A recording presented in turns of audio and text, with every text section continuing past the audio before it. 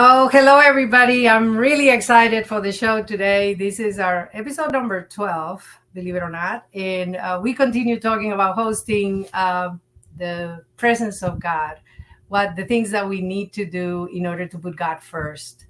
Uh, I am really excited today because I have a guest who I love and I am so proud of him. It's an honor to have him on my show. Last show, I mentioned that I was going to have him on, so I hope that a lot of people are going to watch today. I'm going to ask you to partner with us and like our show, subscribe to our show, share the episode. We're trying to create an awareness on how to host the Lord, how regular church services cater to many things and the people and the teaching, but we are looking to focus on God, making God the center of it all. And everything we do is going to be for Him. And the proof is in the pudding. We know that when He shows up, everything changes. The presence of God transforms. The presence of God will bring us to a greater revelation of who He is. And that is the objective of the podcast, is to equip people to learn that. And today I have, I'm going to call him my disciple. I feel like Paul and Timothy. And I love my beautiful Israel Kennedy. He's here with me today. It's an honor to have him on the show. And I'm going to let him do his own introduction. But before I do that, I would like to invite everybody to tune in on Wednesday. We meet every Wednesday at 11 a.m.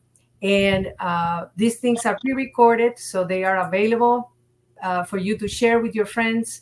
It is important to get the word out. I believe the Lord is bringing a shift in the movement of God that's going to change the way we worship, change the way we honor the Lord. And that is all, you guys have heard me say this over and over again, is the restoration of the Tabernacle of David, which was mainly Ark of the Covenant and praise, thanksgiving, and tons of gratitude. And then we get to hear God Himself speak. So that brings me to, if you want to partner with us, you can always do that by contacting me at ladocinamalvina@gmail.com.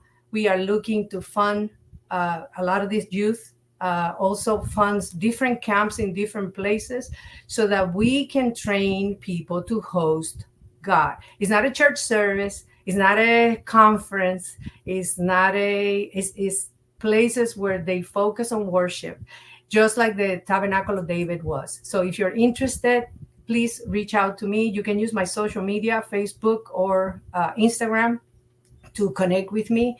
And we're looking for financial support, but we're also looking for places that are interested in building these houses of presence, is what I call it. So we're not necessarily, we're going to meet God in prayer. Whatever He's at, whatever He's asking, that's what we agree with. So it's not going to be our idea. We're volunteers of His army, and we do what He says. So with that, I'm going to move to one of my soldiers, Israel Kennedy. Israel, welcome. I am so happy you're with me. This is really an honor, and you're a first fruit. So I want you to introduce yourself. Welcome, welcome, welcome. Thank you so much. Yes, as stated, I'm Israel Kennedy, Israel Triumph Kennedy. I'm from Longview, Washington, a worshiper, guitar player, friend of Malvina. Friend of God. You're a friend of God. God, yes. Yes, yes. So tell me, Israel, how did you start worship? How old are you? Sorry, say it. I'm 17. 17. Okay. So this is for those of you investing, you're investing in very young people that love Jesus crazy, in a crazy way. So I'm going to let Israel tell me about his relationship with the Lord, how he started worship. What's in your heart? Just share. Yeah. I've grown up in a Christian family, but worship has really been a part of my DNA since before I was even born. I have stories of my mother when I was in her womb, like stretching out as she's worshiping on a stage at the church that we run here in Longview. But past that, in my own personal life, my decisions, I remember when I personally was getting deeper with the Lord, the first thing I heard was music. That's the first thing I was able to communicate to God with, was through music, and worshiping through that outlet. And it's just become the largest part of my life, making sure that my life is an act of worship. Yes, yes. So did you take classes? How do you start? I know your mom, by the way, we mentioned your mom, Maggie Joe, if you're watching, I love you and I honor you. She is the pastor of Shekinah Christian Center. Hopefully I said it right. And they are in Longview, Washington. I'm going to put a plug for the church. And they're doing amazing things. So part of my partnership with them is watching what God is doing there. It's not something I chose. I just saw it and I joined. So he is the son of the pastor in that church, and she has been amazing. So I want to honor her because she's giving me a freedom that I have not been able to find in other places, to raise this army of lovers of Jesus is what I'm going to call it. I'm not going to call them worshipers because it gets confused with music. Mm-hmm. So tell me, Israel, did you take classes? How old were you when you started? I think it's important for other youth to know a little bit of your journey, because as we recruit individuals to come help us, some might say, I don't play an instrument. I am not a musician. I don't sing. So tell me a little bit of how you got into it. That way people can relate. Yeah. I never really took any lessons until just recently, like less than a year ago. And that was just to expand some of my more music knowledge. Mm-hmm. But when it comes to the worship space, everything I did was just me and God. I didn't need all that. I'm not trying to diss on lessons or anything. They are great, but I didn't need any of that to worship. It was truly a heart space. Yes. Yeah. Can you talk a little bit about that process? So it was you and God. Did it come naturally to you? How did you feel God? Yeah, I think for me in my personal life, it came very natural. And I think that has to do just with who I am as a person and who he created me to be. It might be rough for someone else, but it came very natural for me. Yeah, I was able to just kind of spend nights alone in my room and just sit in his presence. Yes. And can you describe what that looked like, if you don't mind? I know it's very intimate space. Mm-hmm. So I understand it, but a lot of people that are watching may say, well, what does that mean? You sit in your room with the Lord. What are you doing? Yeah. It starts, you could label it as practice time. So like last night I was doing it. I just picked up my guitar. Oh, I got some stuff to practice. And then it just goes off the rails from there, where I'm playing until like 2 a.m. and I just can't stop. I'm coming up with new sounds and different songs and stuff that I've never even touched before. It's just off the rails where he takes me. Yeah, I love that. And I want to expand a little bit on that as we talk about this process. So if you notice, he is not being taught. He doesn't have a music sheet. He doesn't have anything planned. And I'm glad he said it. I'm not saying it. I've seen it. My sons are musicians. So I've seen it practice where the Holy Spirit really is the one. That's what is a little bit different from a regular worship, is where the Holy Spirit is really leading you into these sounds. And the way I've described it is more heaven kind of comes over you, opens up, and you go through those sounds. So thank you so much for sharing, because I know this is a very intimate space when those things happen. Oh, yeah. I'm not a musician, so for me, watching, sometimes I get very jealous because I can hear it. I have like a pitch where I can hear what heaven is playing, but I can't do it myself or sing it. And one of the blessings of interacting with you has been hearing you in the background when we're doing on Fridays when I visit you guys and we are in that free space, hearing you produce these incredible frequencies. I'm not going to even call it sounds or something, these incredible, things that when I hear it, as a prophetic person that I believe I am, I can hear God so clearly. it's almost God speaking, that I can hear what God in that moment is saying. And I think I said on the show yesterday that a lot of the times, weeks later, I'm still getting like I just got something from the last Friday we were together.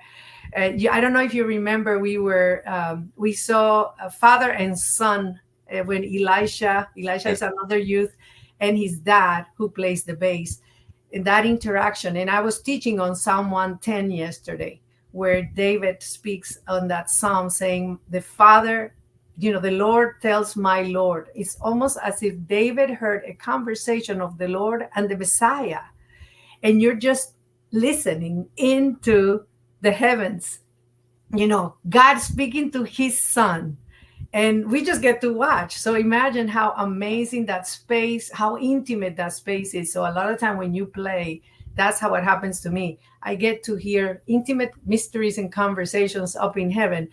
And the funny thing is, sometimes you look at me like, you're crazy. What are you talking about? But I'm able to hear it. And when you guys do it, it's such a blessing. It really is a great, great blessing. So I'm very thankful for that space. So thank you very much for letting me. I call it harassment because I do harass you guys. So I know you also have a youth group in the church, and you're a little bit delayed, but we're gonna let it flow. Yeah, but that's okay. I can still hear you. You have a ministry for the youth starting. Tell me a little bit about that. What are your desires for that ministry? Oh. Yeah, it's a ministry, like you said, for the youth. I think comparative to most other youth groups, it's entirely focused on presence. We're chasing after his presence and looking after that. So it's really creating, or rather raising up the generation that I'm in to really understand the presence of God, chase after that. Yes. Now, can you tell me what your challenges are doing that? Is it easy? Yeah, it's that's a loaded question. It's obviously easy because I've got an all-powerful, all-knowing God on my side, who's right there beside me. But it's rough because I've got my mind and flesh that I still deal with. Some challenges. I'm a 17-year-old kid, and I'm running a youth group with kids who are my age, some a little bit older, a lot of younger. So there's sometimes like respecting, but I think that's just because of what the youth group is. It's very relational.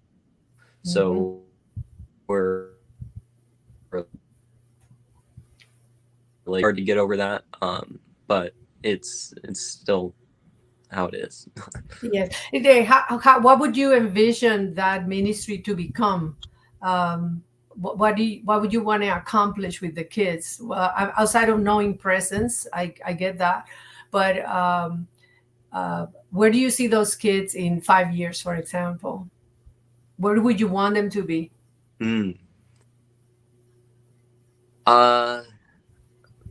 Obviously just madly in love with God. That's the biggest thing always. Yes. And if they have that, then I think I did a good job, hopefully. But madly in love with God and chasing after, they're doing the exact same thing I'm doing, chasing after their peers and going after them. Hey, I've got this cool thing, I want to share it with you, sort of deal. Yes. Good. So I wanted to ask you, so what have been your experience? We should talk about the garden a little bit. Yes. So in Shekinah, which, like I said, honoring Maggie Joe, she has given us the freedom. They gather on Fridays and they call it the garden. It's a little bit different than a Sunday service. So it's mainly focusing on honoring and ministering unto the Lord. And personally, it's been a challenge because people want to minister. If there's something that people have a drawn thing to pray, prophesy, and touch each other and talk and do different things. So it's required for me personally. It has required when I'm there a little bit of retraining the army to we're here for the king, and that he's the only thing that matters. So we only talk when the king allows us to talk. So that space has been awesome for me because we, as a person who had a vision, not necessarily I knew how it was going to work. So she's been amazing, your mom, allowing me the freedom to make a mess of the place because it really gets messy. Okay, so like some people over there will say, you don't get to meet me, you get to experience me. So it gets a little bit out of order because it is not your traditional service. So we have to do what God wants us to do. So I am giving a little bit of background so people that are watching understand that this is not a conference. It's not a thing that's public, put on Facebook. It's a very intimate space of God doing his thing and us as very inexperienced people trying to flow with him the best we can. So we step on each other and gets messy, but there is grace. So in that space on Fridays, can you share experiences, things that have happened to you, either things you've seen? What is different of that service from the regular church service, which you also participate on Sundays when everybody comes and there's a teaching and, it's just service as we know it. So if you can share that, that'd be awesome. Yeah. So like you said, it's pretty much just based on his presence and nothing else. So we don't have the whole, okay, let's stand up and teach, we'll pray over you. But even past that, just some of my personal experiences, watching people around me get healed, watching myself get healed. And it's like I said earlier, where I'll just play for hours in my room and stuff. It's like that intimate space, except for there with others, and I am able to share, and we're all doing the same thing, and it's beautiful. Yeah. So when you say healing, can you expand on really where have you seen the changes? Because I'm trying to make it tangible for people. Yeah. So no one lay hand on you. Yeah. Probably there. One thing I must say, we've seen a lot of commissioning, a lot of apostolic sending out or calling people out in their giftings, but laying of hands. I have a headache and I'm dizzy or whatever. I haven't seen that much focus on that. So can you expand on healing of yours or others that you've experienced, and what does that look like? Yeah. So in myself, in the past year almost, I've dealt with a lot of anxiety over a lot of situations in my personal life, and it's just all faded away because since we're existing in the presence of God, all darkness has to fall away. It can't exist in the light. And others, I've seen people healed sickness right in front of my eyes. I remember one gentleman had like something going on with his toe or his foot, and he had to have surgery for it or whatever. It might have been like a tumor or something. He goes in, he says, my toe's not hurting anymore. What's happening? And he goes to get checked out, and whatever was happening was completely gone. The doctors were in shock. It was insane. Just recently, she wasn't there, but someone came in and their mom was in hospice, and we all were just again existing in his presence and kind of intercessing for that. And she just walked out the other day. I'm pretty sure she's home with her daughter right now. So there's just some insane things that can happen in there. Yes. And you remind me, I happened to be there in one of the occasions when that person was in the hospital. And the most beautiful thing was, I shared this with your mom. It was, we knew we had to pray for that person, but it all became praise instead of Yeah. asking the Lord to heal her. And it was almost like a natural thing, now that we've been doing this a few months, it's been, I don't even know how long it's been since the garden has been going. Do you remember when you guys first started? I think this week is 37 weeks. Okay, so 37 weeks they've been doing it. It's so beautiful. To me, that was a win that day because we didn't have to go, oh Lord, heal this person. We were seated in heavenly places that day. And as we praise, she was getting better. Mm-hmm. We weren't even uttering the request. Yeah. It was praise. And the daughter, I can mention Rose, she started the praise, and it was so beautiful. So to me, that's a little bit of the shift. So we're not necessarily bringing all these requests and all these asking God to intercede on our behalf. He is really Psalm 110, and I taught on that in the last episode, where the Lord executes the judgment. He does it all as long as we are his army of volunteers that love him so very much. So it's really exciting because it's less work for the ministers. so the things happen very organic, very natural.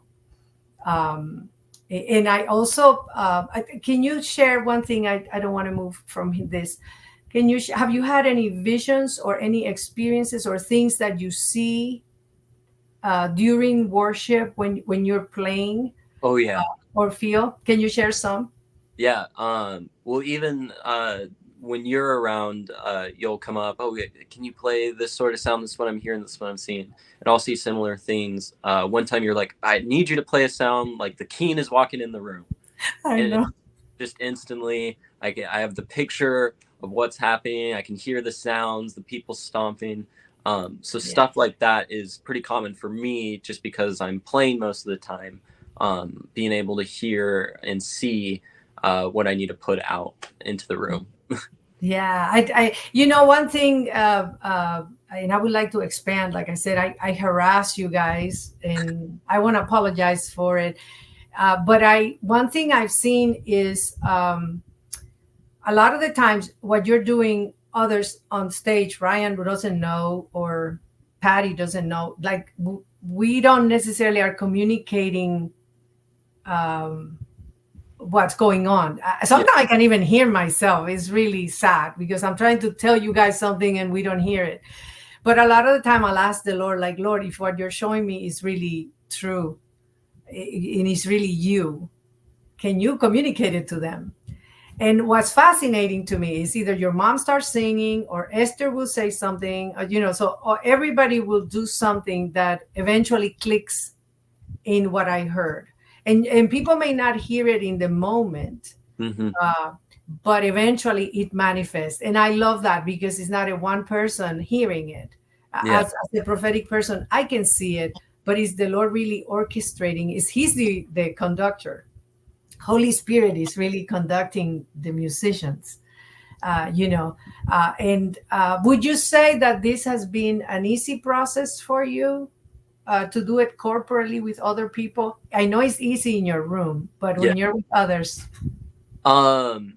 It was definitely a struggle at first, like you said, it's easy just because I'm by myself. And most of the time I do enjoy being by myself for this sort of thing, especially when it comes to music. Kind of selfish in that way, I guess.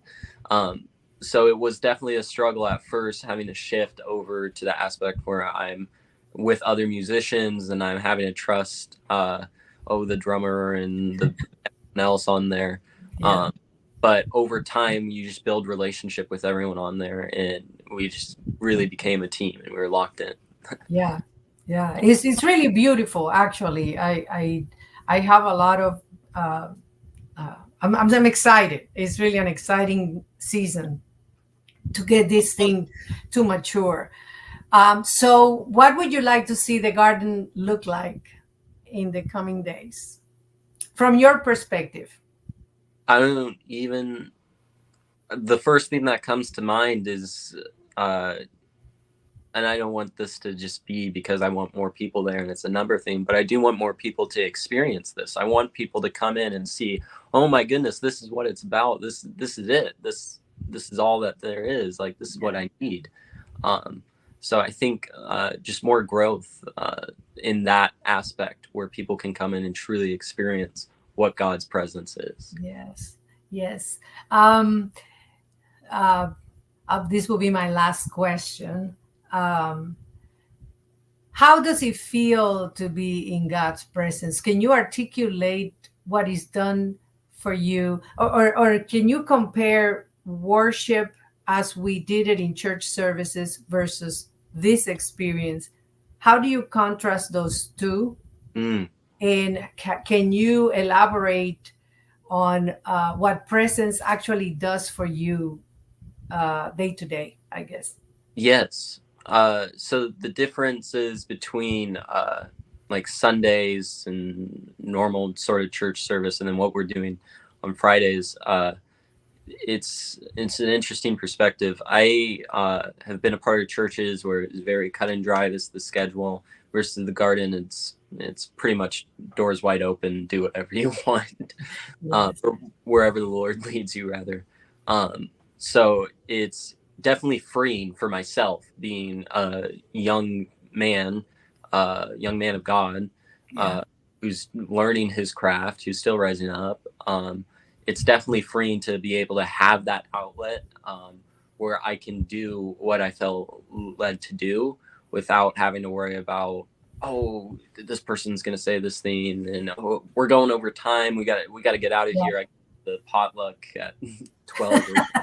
Yes. So it's just so freeing for myself. And then how it feels just existing in his presence.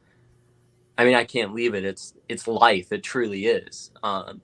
Yes. The comparison between me a year ago or me almost, like 3 years ago when I first met you, I was existing without that presence in my life. And I have a hard time even saying life in general, because I look at myself now, and without that presence, I don't think I'd be enjoying life. It truly is just life. So beautiful. So beautiful. Okay, I said that was my last question, but it's not true. So if you were to tell me what is the hardest thing in the garden for you, what's the thing that bothers you the most? What's the thing that gets in the way of that presence? Because not everybody is where you are. Mm-hmm. So, I can tell you that, as a person that can see in the spirit, I go there and there's a gamma of behaviors.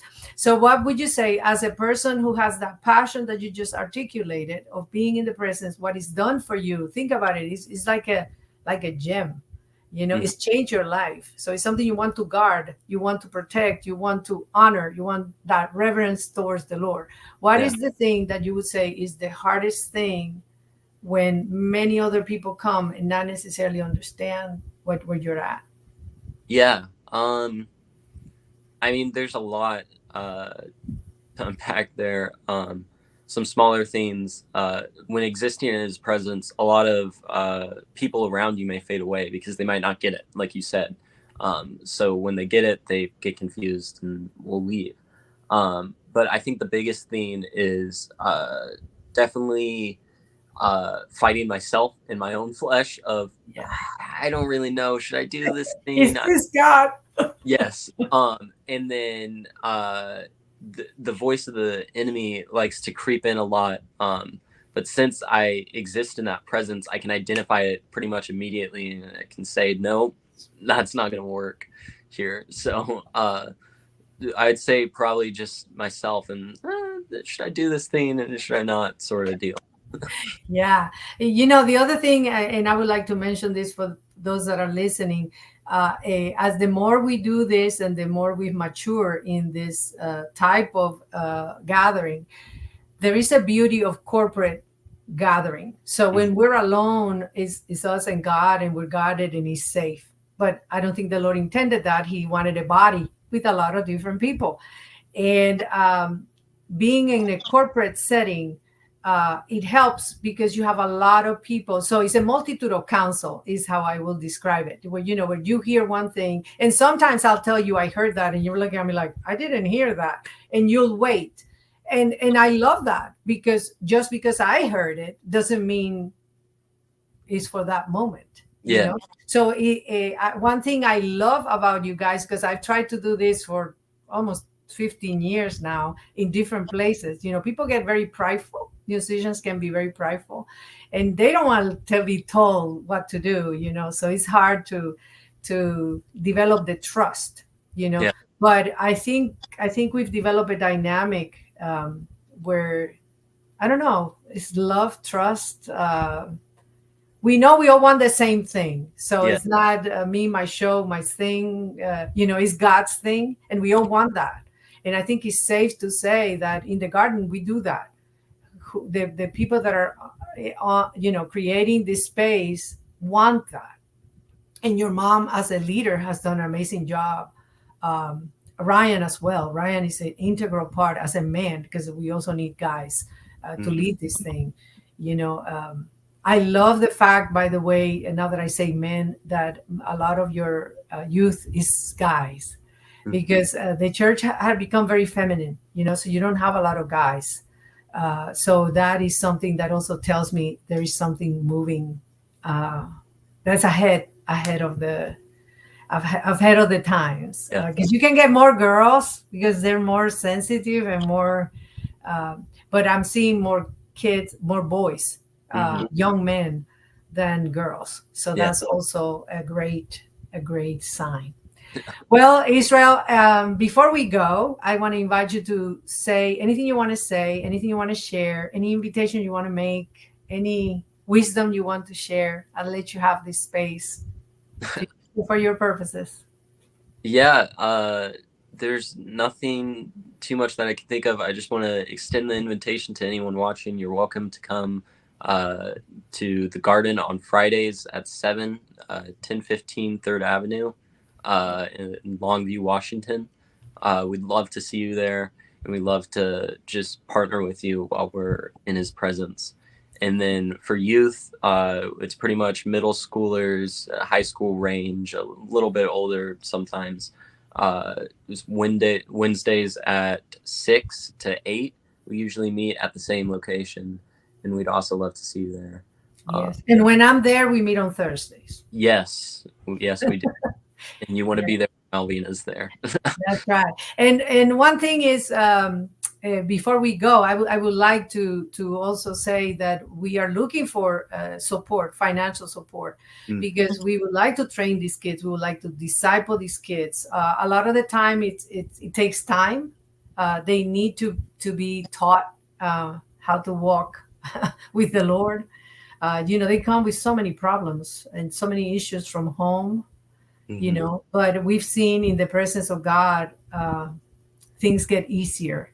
So if we can get them there, it's a good way to walk their salvation with fear and trembling. Yeah. So, well, Israel, I want to thank you for taking the time to join me, sharing your heart. Thank you so much. It's an honor for me to have you on the show, because you are one of my first fruits. Because I've done this a lot, but very few get it. So it's true. I'm very thankful for you and your willingness to, honor God and put him first in your life. So thank you so much for being on the show. And I'm going to be seeing you soon. So I'm going to be in Longview in July. So we're going to have some fun. I have some plans. So for those of you watching, thank you so much for partnering with us. Just remember to share, to like the episode. Give us your input, your insights. If you have questions, you can always contact me at my email. I need to find it here, larosina.malvina@gmail.com. Also, if you want to partner financially, you can come through, message me through my social media. And thank you to Inside Now. They host the podcast. They're my good buddies, and they support me in a lot of things that I do. So if you want to subscribe, you can join their website. It's insidenow.co.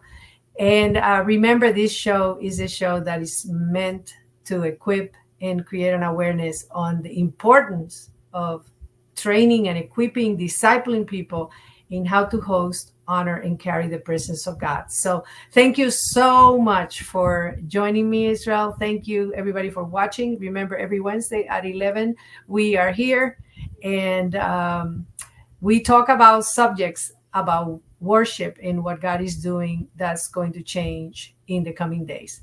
So thank you very much. And thank you, Israel. And I'll see you soon. Yes.